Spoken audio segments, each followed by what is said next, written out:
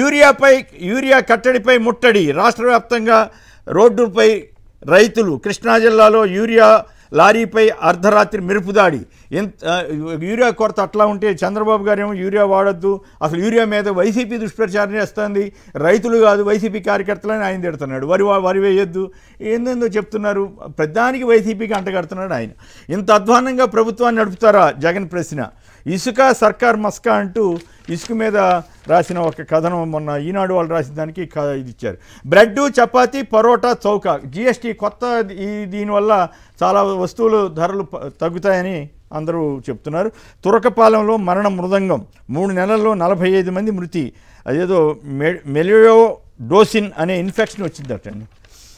రైతుల ముసుగులో రాజకీయం చేస్తే ఖబర్దార్, చంద్రబాబు గారి హెచ్చరిక ఎల్లో మీడియా బ్రహ్మాండంగా వేసుకుంది.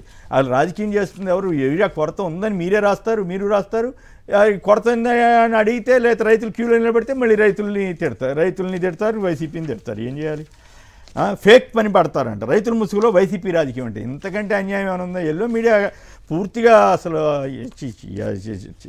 ఆయన అంటే మాత్రం మీరు అట్లా పనిగట్టుకుని పెట్టి మీరు రాశారు కదా, మీరు అడగొద్దా, అయ్యా మేము కూడా రాసాం యూరియా కొరత ఉందని, మొన్నే కదా అక్కడో పోర్ట్ నుంచి వచ్చేసింది యూరియా అని చెప్పి మీరే రాశారు కదా. ఇక హంద్రీనివా, సుజల స్రవంతి, కుప్పంకి నీళ్ళు వచ్చినాయని ఇంకేముంది మేమే తెచ్చామని చెప్పారు. యాక్చువల్గా జగన్ గారు ఇచ్చారు, ఇప్పుడు నీళ్లు లేవు అంట దాంట్లో. మరి అప్పుడు జగన్ గారి టైంలో నీళ్ళు వదిలిన తర్వాత నీళ్ళు ఆగిపోతే ఇంకేముంది అన్నారు, ఇప్పుడు మరి నీళ్ళు ఆగిపోయినాయి అంటే దాని మీద కూడా చూస్తున్నాం. ఏపీలో 1.4 లక్షల కోల్డ్ మిస్టరీ డిసీజ్ అటండి. ఇది ఏదో ఇటువంటి వాటి మీద ప్రభుత్వం శ్రద్ధ వహిస్తే మంచిది. మిస్టరీ డిసీజ్ వల్ల చనిపోయినాయి అట 1,40,000 కోల్డ్. ఇక తెలంగాణ వార్తలకు వస్తే బీఆర్ఎస్ హస్తగతానికి కుట్ర, హరీష్ రావు, సంతోష్ రావు కుట్ర చేస్తున్నారు.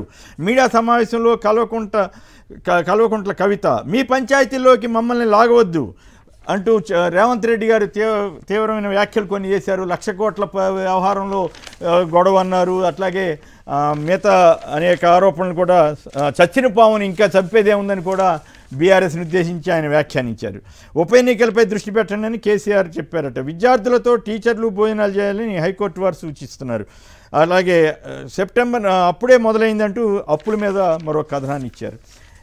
అలాగే ఆ కుటుంబంలో చిచ్చు పట్టింది దోపిడీ సొమ్మే, పంపకాల్లో తేడాలు వచ్చే గొడవలు, మీ పంచాయతీలోకి మమ్మల్ని లాక్కండి, మాకు సంక్షేమ పథకాలు అమలు చేసే పని ఉంది. కేసీఆర్ కుటుంబాన్ని ఉద్దేశించి సీఎం రేవంత్ వ్యాఖ్యలు. భద్రాచలం జిల్లాలో ఇందిరమ్మ ఇళ్లను ప్రారంభించిన ముఖ్యమంత్రి రేవంత్, ఆ చెత్తగాళ్ల వెనక నేనెందుకుంటా. ఇది కొంచెం ఇటువంటి పదాలు రేవంత్ రెడ్డి గారు వాడకుండా ఉంటే బెటర్ ఏమో, కానీ మరి ఆయన ఇష్టం, మనం ఏం చెప్తాం. రైతుల ముసుగులో రాజకీయం చేస్తే కబడతారని అంటున్నారు. ఇక మద్యం కుంభకోణం కేసులో సజ్జల రామకృష్ణారెడ్డి గారి అబ్బాయిని కూడా తీసుకురావాలని ప్రయత్నం చేస్తున్నట్టున్నారు.